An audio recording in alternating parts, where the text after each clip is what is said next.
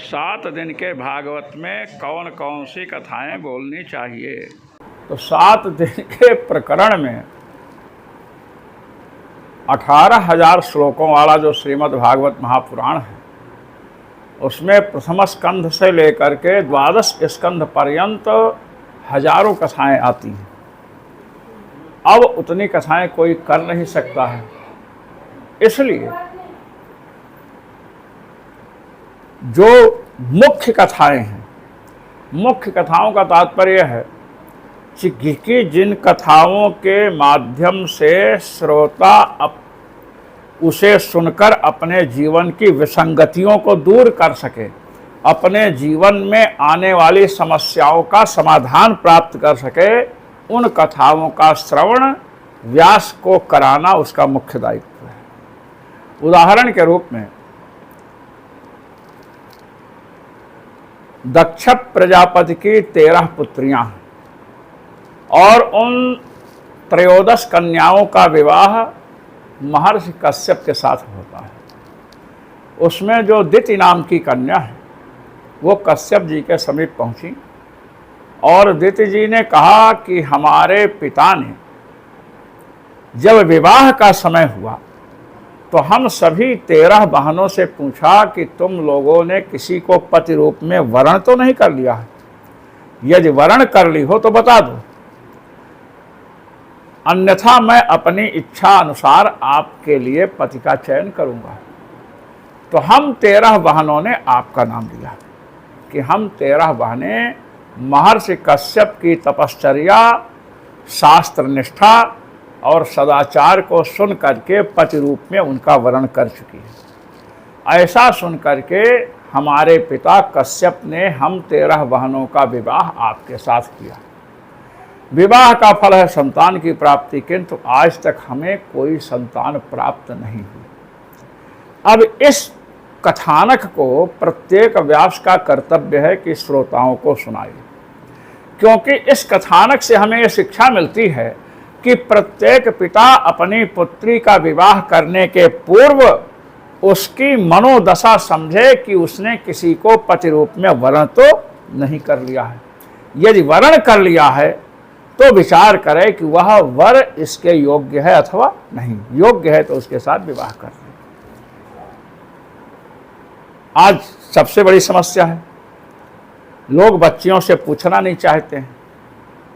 कुछ लोग पूछते हैं और अधिकतर लोग अपने मन से अपनी इच्छाओं को कन्याओं पर थोप देते हैं, किंतु कन्या की इच्छा विवाह के पूर्व पति के विषय में जानना अत्यावश्यक है। इसकी शिक्षा किससे मिल रही है? भागवत कथा से। तो भागवत कथा से एक समस्या का समाधान हुआ।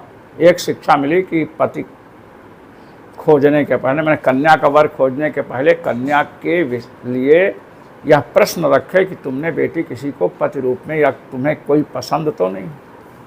ये ऐसी बहुत सी कथाएं हैं जो हमारे जीवन की विसंगतियों को दूर करती हैं।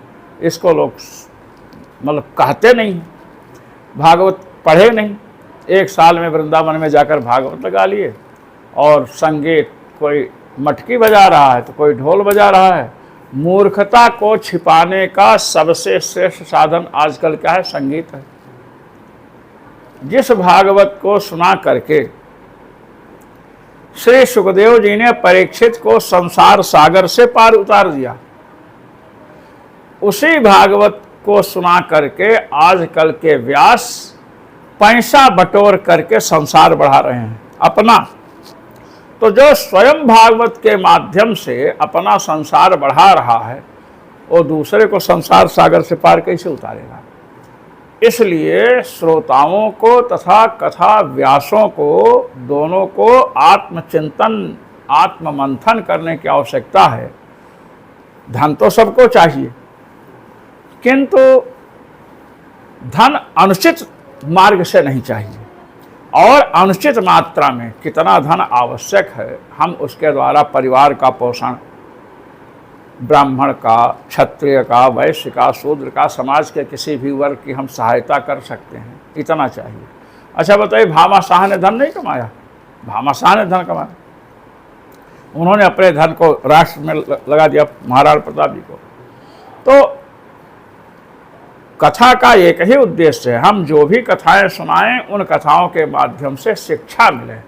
शिक्षा मिलेगी तो श्रोता को होगा कि इसके अनुसार हमें करना चाहिए।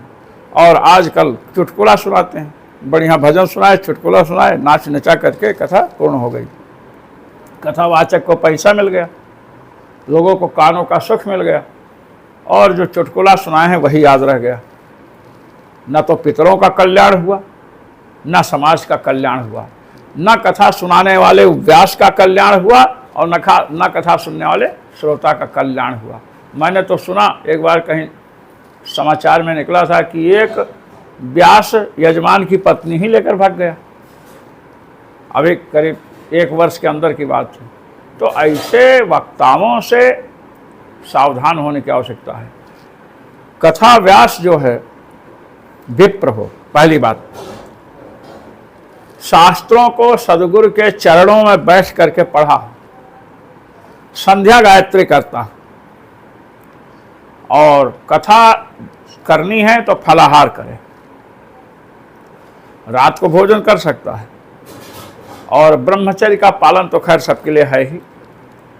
तो इस प्रकार यदि कथा सुने सदाचार का पालन करते हुए, तो कथा से कल्याण अवश्य होता है। कथा को पैसा और श्रोता इन दोनों को बढ़ाने का साधन नहीं बनाना चाहिए। आजकल कथा से पैसा अधिक से अधिक आवे, अधिक से अधिक श्रोता बढ़ें, जो ये उद्देश्य हो गया है कथा वक्ता का, ये सबसे बड़ा गड़बड़ है। तो ये सब बातें हैं। ठीक है, जय श्री राम।